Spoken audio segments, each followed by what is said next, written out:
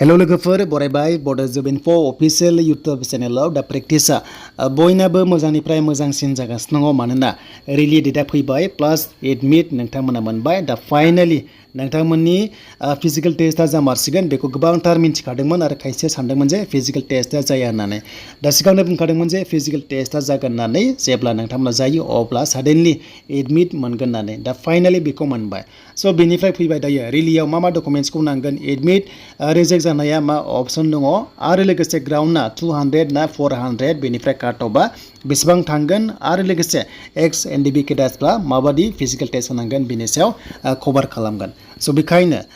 बड' जब info YouTube चेनेलाव subscribe खालामना लादो जायफ्रा दासिमबो खालामाखै मानोना गभर्नमेन्ट साख्रिनि आपडेट लोगोसे सरकारि लन स्किमनि सायाव नोंथांमोना आपडेट मोननो हागोन दासान्दि फुल जस दंखायो आसाम पुलिसाव मानोना गोबाव समनिफ्रायनो बोसोरनै गाहाम जाबाय प्रेक्टिस खालामनाया दा फाइनाली एडमिट मोनबाय आरो बेनो नोंथांमोननि गल्डेन चान्स जे नोंथांमोना देग्लाय साख्रि लागोन बेनो जाबाय कनस्टेबलाव स' बेखायनो एडमिटआव क्लिक खालामबा जों बेबादि अपसन मोनगोन बेनिफ्राय मोनसे अपसन डाउनल'डआव नोंथांमोना क्लिक खालामदो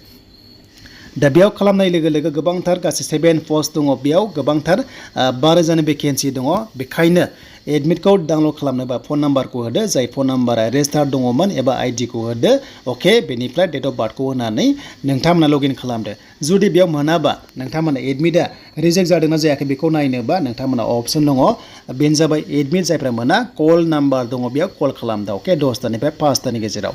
जुदि बेयावबो जायाबा नोंथांमोना कमेन्ट्स खालामदोंना रिसिभ खालामा मोनसे मोजां अपसनबाव बेनो जाबाय मेल एड्रेस दङ बेयाव एप्लिकेसन नोंथांमोना हरनो हागोन आरो बिथांमोना रेसपन्स खालामबा नोंथांनि एडमिटखौ नोंनि मेलावनो हरनाय जायो थ' बेखौ नोंथांमोना ट्राइ खालामनो दाबाव जायफ्रा एडमिट कार्ड मोनाखै फिजिकल टेस्टनि थाखाय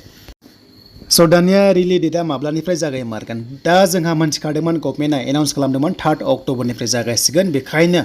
फार्स्टआव फिमेलखौ होग्रोदों आरो लास्टआव मेलखौ होदों अके स' बेखायनो मेला खायसे खायसे नभेम्बराव मोनदों खायसे लास्ट उइक अक्ट'बरावनो मोनदों आरो दा बेखौ जों मिन्थिबाय दा नोंथांमोननिया 20 सेन्टाराव फिजिकल टेस्टआ कन्डाक्ट खालामजागोन अके माने अल आसाम 20 सेन्टारावल' खालामदों बेखायनो जेब्ला रिलियाव थांगोन जेब्ला फिजिकल टेस्टआव थांगोन एडमिटखौ लांफाथारनांगोन प्लास रिपर्टिं टाइमाव नोंथांमोना सहैनांगोन बेखौ मोनथिबाय एनि आइडि प्रुफ नोंथांमोना ड्राइभिं लाइसेन्स आधार कार्ड भटार कार्ड पेन कार्ड गांसे लांफाथारनांगोन अब्लासो एक्सेप्ट जागोन अरिजिनेलखौ नोंथांमोना लांफानांगोन प्लास जेरक्स कपिबो खालामनांगोन आरो बिनिफ्राय गासैबो डकुमेन्ट्सखौ जेरक्स कपि खालामनानै नोंथांमोना सेल्फ एटेस्ट होनांगोन एबा गावनि साइन होनांगोन डकुमेन्ट्सआव अब्लासो एक्सेप्ट जागोन अके बेखौ जों मोनथिबाय मानोना डकुमेन्ट्स भेरिफिकेसन खालामगोन जेब्ला रिलिज जायो अके होमबासो माने जायनाखि डकुमेन्ट्सआ अके अब्लासो नोंथांखौ मा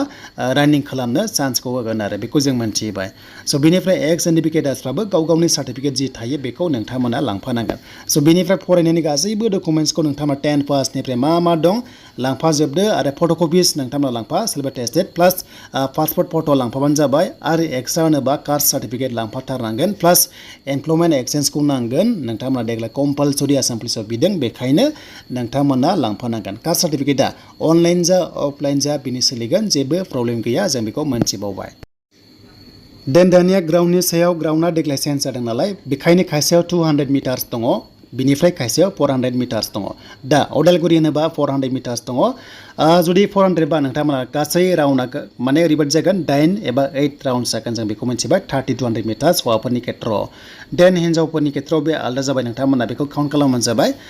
बेनिफ्राय ग्राउन्डआ जुदि 200 मिटार्स बा नोंथांमोननिया रानिंआ टटेल राउन्डआ एबा गिदिंनाया गासै 16 बार जागोन ना अब्लासो 3200 मिटार्स जागोन ना स' बेयाव ओरैबायदि जायो जायफ्रा प्रेक्टिसाव 400 खालामदोंमोन 200आव एसे टाइम टेबोलखौ एडजास्ट खालामनो हाया जायो स' बेखायनो सानै हयै नोंथांमोना जाहाथे खारो बेखौ ट्राइ खालामदो दा बे जाबाय जोंहा फिजिकेल टेस्टनि ग्राउन्डनि सायाव थाबाय बिनिफ्राय डिस्ट्रिक्ट वाइसआवहाय रिलिया जागोन बिनिफ्राय नोंथांमोना 3945 एबि इउबि कनस्टेबलाव दङ बिनिफ्रायनो आरोबाव 2% रिजार्भेसन दङ एक्स एनडिपिआव बेखायनो नोंथांमोनाबो चान्सआ मोजां दङ दा बुजिबाय जोंनि फिजिकेल टेस्टआ जामारसिगोन फाइनालि बयनिसिमबो अल दा बेस्ट थाबाय बेनिफ्राय नोंथांमोननिया गुगल फर्म मोनसे फैगासिनो दङ दा बावैनो जेब्ला रिलिया स्टार्ट जागोन अब्ला मोनसे गुगल फर्म खालामगोन जे बेसेबां टाइमाव खारखांखो बेसेबां नाम्बार मोनखो बेसेबां लं जाम्प बारखो बिनि सायाव A to Z फैनानै नेक्स्टआव काट अफ एनालाइज भिडिअ फैगोन जाहाथे नोंथांमोना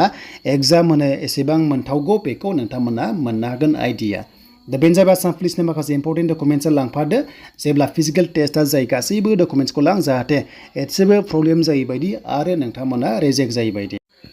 दा लास्ट टेस्टआ जाबाय बाइबा टेस्ट दा फार्स्टआव फिजिकेल टेस्ट सेकेन्डआव एग्जाम जागोन रिटेन एग्जाम बेनिफ्राय बाइबा टेस्टआव पास जाबाथाय डाइरेक्ट नोंथांमोना कनस्टेबलआव साख्रि आरो बे कनस्टेबलनि साख्रिया एपइन्टमेन्ट लेटारा नोंथांमोना मा कल लेटार एपइन्टमेन्ट लेटारा बेनो जाबाय 2025आव नोंथांमोना मे दाननि सिगां मोनगोन बेखौ गभर्नमेन्टआ फोसावदों।